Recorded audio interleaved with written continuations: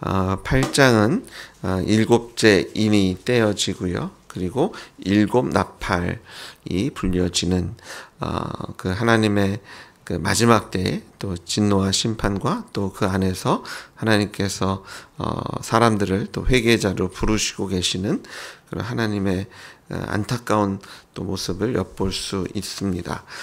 일곱째 인을 떼실 때 하늘이 반 시간쯤 고요하더라.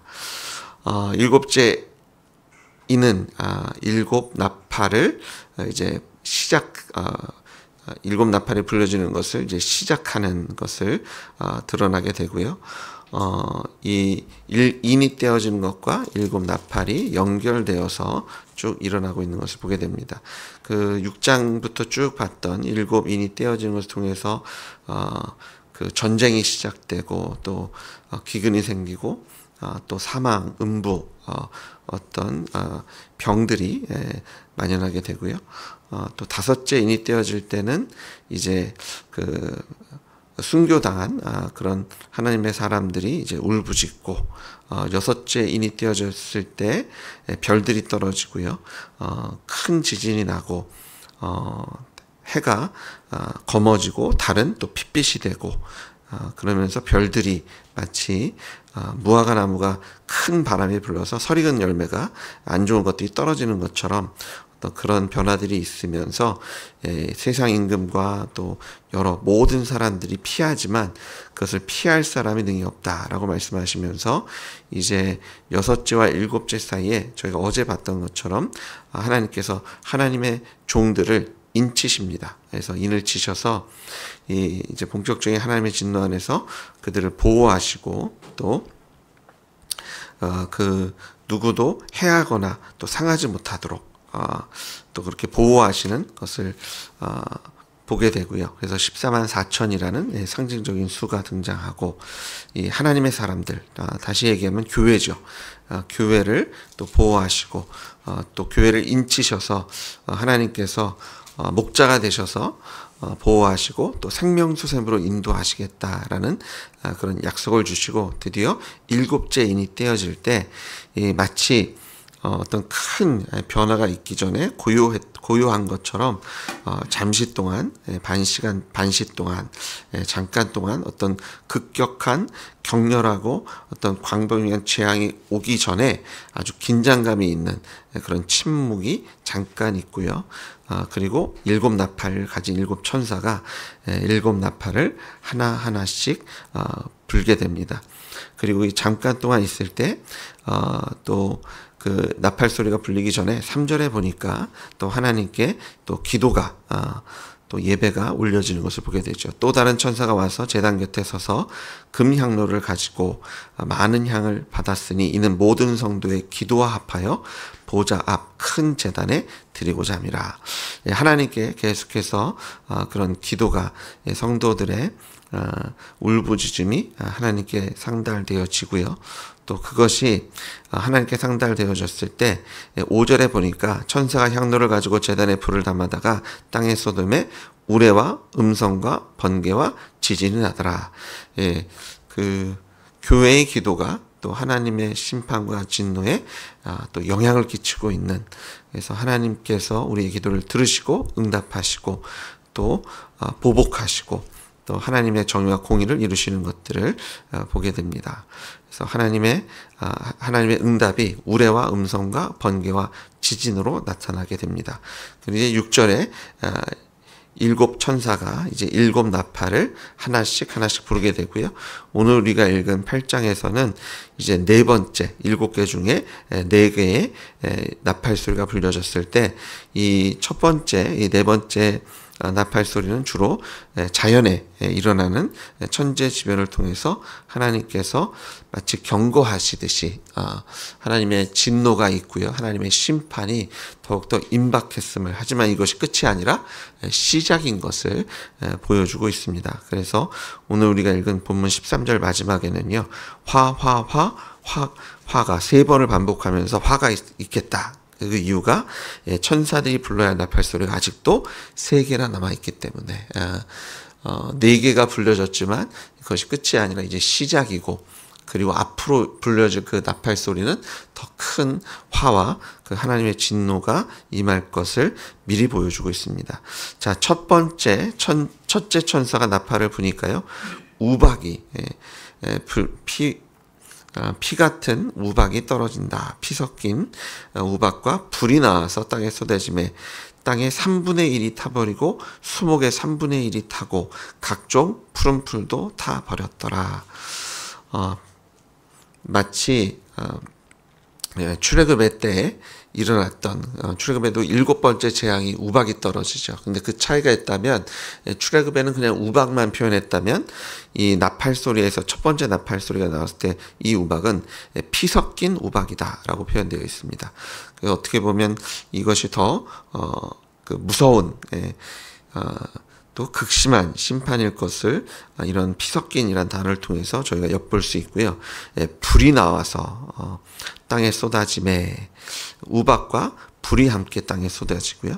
그래서 땅의 3분의 1이, 학자들에 따라서 의견이 다르지만 이것이 정말 3분의 1 그것이 아니라 뭐 일부를, 이 지구상에 있는 그런 산과 또 수목의 일부를 하나님께서 자연 천재지변을 통해서 이제 심판하시겠다, 이렇게 말씀하시고요. 그 이제 둘째 천사가 또 나팔을 부니까 불붙은 큰 산과 같은 것이 바다에 던져진다. 처음에는 땅에 3분의 1이 타고요.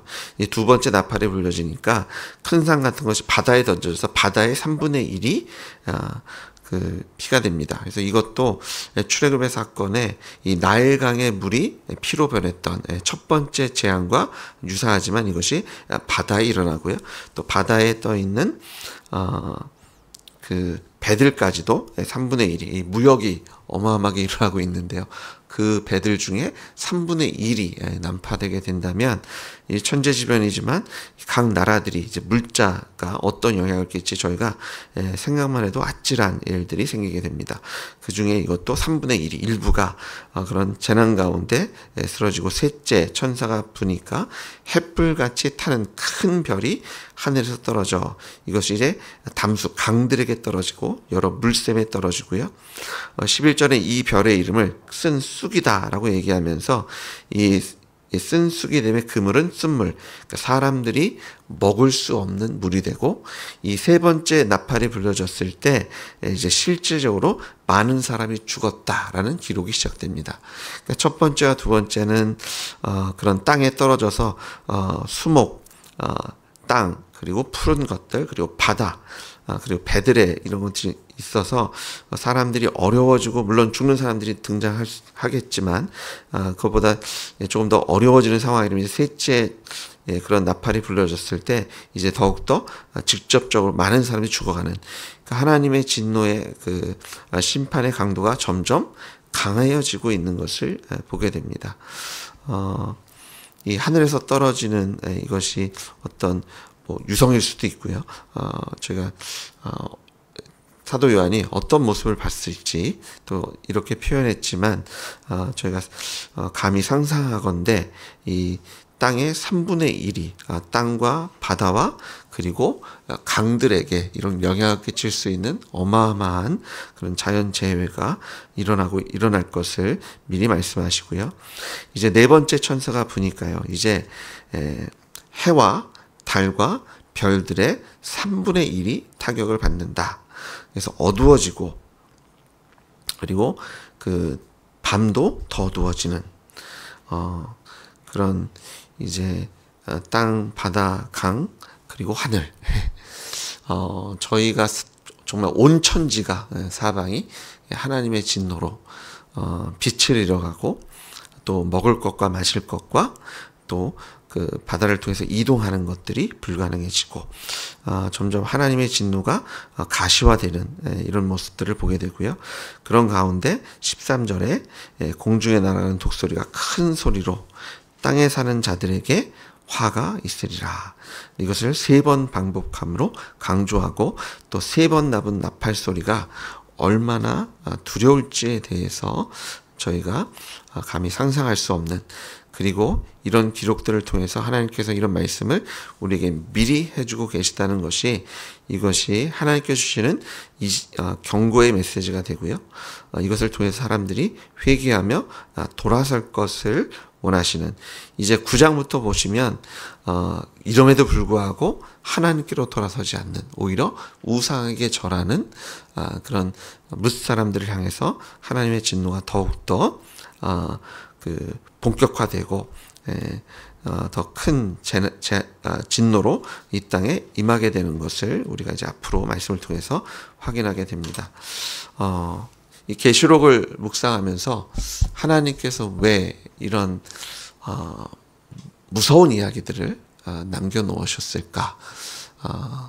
그리고 이것이 물론 그 교회가 핍박 가운데 있는 네로나 도미니 그런 황제들에 의해서 큰 핍박 가운데 있는 중에 선포되어진 말씀이지만, 사실은 핍박은 처음부터 있었고요. 물론 이제 나라에서 로마라는 정부가 이제 본격적으로 그런 핍박함으로 순교자들이 대거 등장하긴 하지만, 이런 것들이 등장한 것이 어떤 단지 힘들었기 때문일까?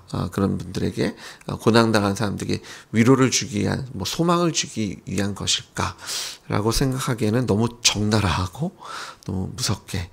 근데 하나님께서는요, 감추시는 분이 아니라 이제는 계시하는 하나님이시고, 또 이것을 들음으로 믿는 자와 믿지 않는 자들이 준비할 것을, 또 하나님께로 돌아올 것을, 또한 믿음을 지킬 것을 소망하시는, 원하고 계시는 그런 하나님의 진노 가운데 숨겨진 하나님의 사랑과 은혜를 계속해서 엿보게 됩니다.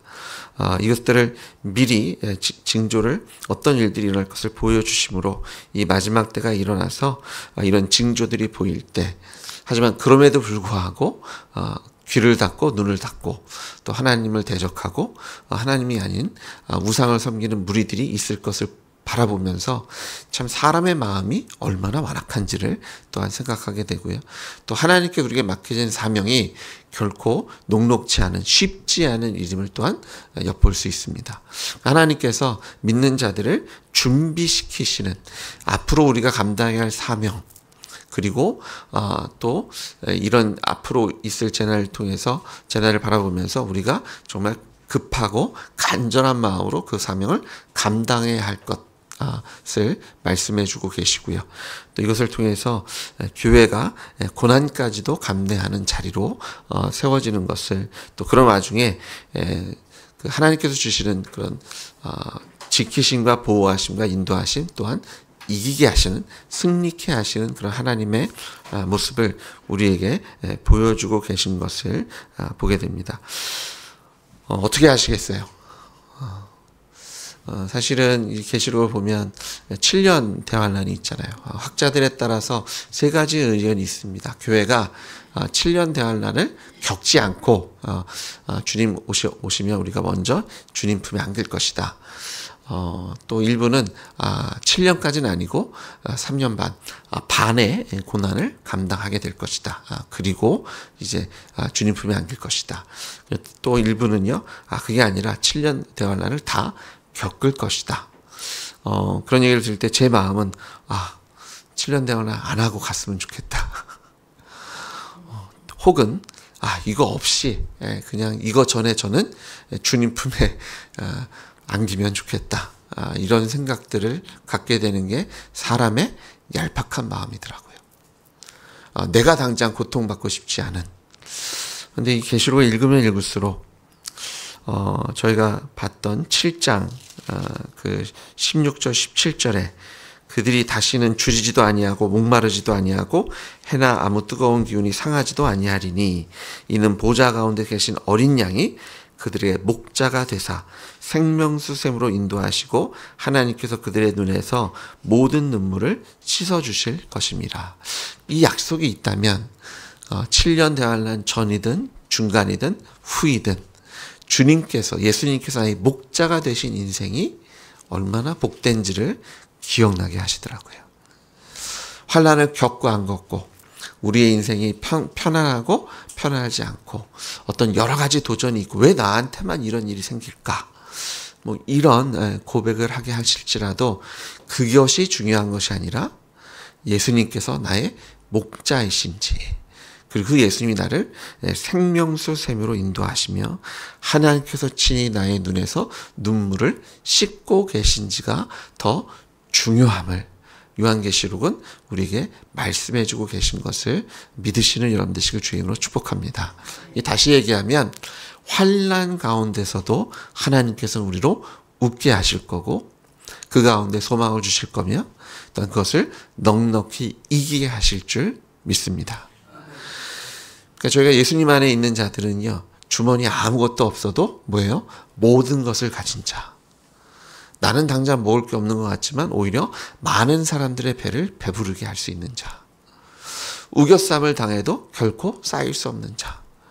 죽었나 싶어서 들여봤더니 결코 죽을 수 없는, 다시 하나님께서 부활의 권능으로 일으켜 세우시는, 이제는 좀 잠잠해지겠지, 이제는 좀 항복하겠지, 이제는 졌다라고 고백하겠지, 결코 질 수 없는 자. 이렇게까지 밟았으면 이제는 다른 사람도 아는 체도 안 할 것이고 본인도 자기 처지를 알아서 이제는 나대지 않겠지. 그런데 오히려 유명한 자라고 하나님께서는 선포하고 계신 줄 믿습니다. 고난과 환난이 없는 것이 아니라 그 가운데 우리가 동행하신 우리의 목자가 되시는 예수님께서 하나님의 사랑과 하나님의 능력과 하나님께서 변하신 예수님께서 하나님이시라는 것이 정말 천지를 주관하시며 이 땅을 붙잡고 계시는, 운행하시는 참 주권자 되심을 우리에게 보이시며 또 우리와 동행하심으로 우리가 그것을 하나님의 주권을 온전히 누리게 하시는 것을 믿으시는 여러분 되시길 주님으로 축복합니다. 그래서 환난을 두려워하고 걱정, 근심하는 것이 아니라 그 가운데서도 우리를 웃게 하시고 끝까지 견디며 이기게 하시는 주님을 기대하시는 여러분 되시길 부탁드립니다. 두려워하지 마십시오. 걱정하지 마십시오. 근심하지 마십시오. 어떤 상황으로 하나님께서 우리를 인도하시든 하나님께서 이것을 넉넉히 이기며 견디게 하십니다. 근데 문제는 뭐냐면 누가 나의 목자냐는 거죠. 누가 나의 주님이시냐. 내가 주인이냐? 돈이 주인이냐? 아니면 내가 사랑하는, 아니면 내가 추구하는 사람이, 어떤 이념이, 생각이 나를 주장하고 있느냐? 아니면 부활하신 예수님이 나의 주님이시냐? 말씀이 나에게 위로가 되고 예수님께서 나 동행하는 것이 나에게 힘이 되고 고통 가운데서도 기뻐하며 웃을 수 있는 그 원동력이, 그 힘이 어디서부터 오는지, 이것만 견디면 이제 큰 건이 하나 생겨서 부자가 될 거야. 이것만 견디면 화목해지고 행복해질 거야.